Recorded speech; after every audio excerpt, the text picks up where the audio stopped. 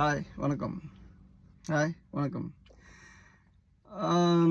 மாண்புமிகு X CM அவர்கள் மேடையில் பேசியிருந்தாங்க. இன்ஸ்டாகிராமை வச்சுட்டு இவங்க ஆட்சியை பிடிச்சிட்டாங்க. இன்ஸ்டாகிராமில் மூலியமாக தான் இவங்க ஆட்சிக்கு வந்திருக்காங்க அப்படின்னு சொல்லிட்டு இருந்தாங்க. It's good thing actually. ஆமாம், அது உண்மை. அதுதான் இப்போ டிஜிட்டல் மீடியா. அதுதான் இப்போ நீங்கள் பண்ணலையா? எந்த யூடியூப் சேனல் ஓப்பன் பண்ணாலும் ஸ்டாலினோட அந்த ஆடு தான்.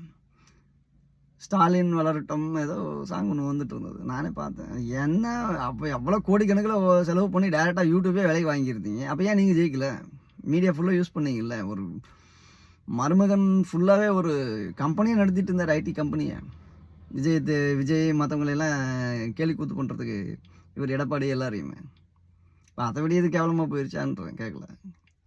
அவங்க அந்த டிஜிட்டல் மீடியாவை ஓரளவுக்கு தான் காசு கொடுக்காமல் யூஸ் பண்ணியிருக்கிறாங்க. நீங்கள் காசு கொடுத்தீங்க, 10,000 கோடி செலவு பண்ணியிருக்கிறீங்க, எல்லாம் பண்ணியிருக்கிறீங்க. ஸோ செலவு பண்ணி இவங்களால் ஜெயிக்க முடியல. அவங்க காசு இல்லாமல் ஜெயிச்சுட்டு போயிட்டாங்க. அதில் நீங்கள் சொல்கிறீங்க அவரை வச்சு வந்துட்டார், குழந்தைங்கள வச்சுட்டு வந்துட்டார். ஏதோ ஒன்று வந்துட்டார்ல, அப்புறம் என்ன இருக்குது? வந்துட்டார்ல, ஜெயிக்கிறது தானே வின். எப்படி என்ன வின் பண்ணால் நான் நேர்மையாக தானே வின் பண்ணியிருக்காங்க. காசு கொடுத்து லஞ்சம் கொடுத்து ஏமாற்றி கள்ள ஓட்டு போட்டுலாம் வரல. இல்லை, நேர்மையாக தானே வந்திருக்கிறாங்க. அதை பாராட்டிட்டு போக வேண்டியது அவ்வளோதான். அடுத்து நீங்கள் இப்போ குழந்தைங்கள வச்சு ஒரு யூடியூப் இது ஒரு 2 சின்ன பசங்களை வச்சு என்ன தம்பி ரீல்ஸ் பண்ணீங்களான்னு சொன்னீங்களா? அது என்னது? சரி, அதை நீங்கள் யூஸ் பண்ணுங்கள். அதில் நீங்கள் மார்க்கெட்டிங் பண்ணுங்கள். நீங்கள் பெரிய பெரிய மீடியாலாம் முன்னாடி இருந்துச்சு, இப்போ அது இல்லை. ஈஸியாக சின்ன மீடியா வச்சுட்டு இப்போ தட்டிட்டு போயிடுறாங்க. ஸோ அது ஒரு டாக்டிக். இந்த காலத்துக்கான மீடியா அவ்வளோதான். காசே இல்லாமல் ஜெயிச்சிருக்காருன்னா அதை பாராட்டணும். அதை விட்டுவிட்டு இப்படி ஜெயிச்சிட்டாரு அப்படி ஜெயிச்சிட்டாரு. எல்லாருமே அவர் பழிக்கிறது தான் கரெக்டாக இருக்காங்களே ஒழிய, அவருடைய 2-3 நாள் கூட ஆகலை, உடனே அவர் உதயநிதி ஆட்சி சரியில்லை, மக்கள் விரக்தி ஆகிட்டாங்க.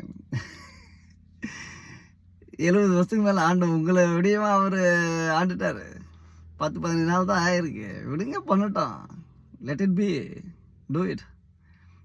அது ஜனங்க சொல்லுவாங்க கரெக்டாக இருக்கா இல்லையாங்கிறத. வந்தவுடனே 700 கடையை 3 நாளில். அப்புறம் என்ன?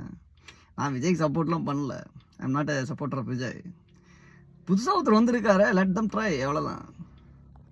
ஸோ அதை விட்டுவிட்டு அவரை சும்மா குறை சொல்லிவிட்டு ஏதோ ஒன்று பண்ணணுங்கிறத பண்ணிட்டு கூடாது.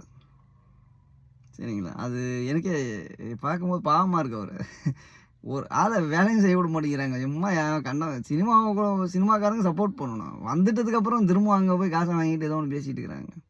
It's not good actually. Thank you.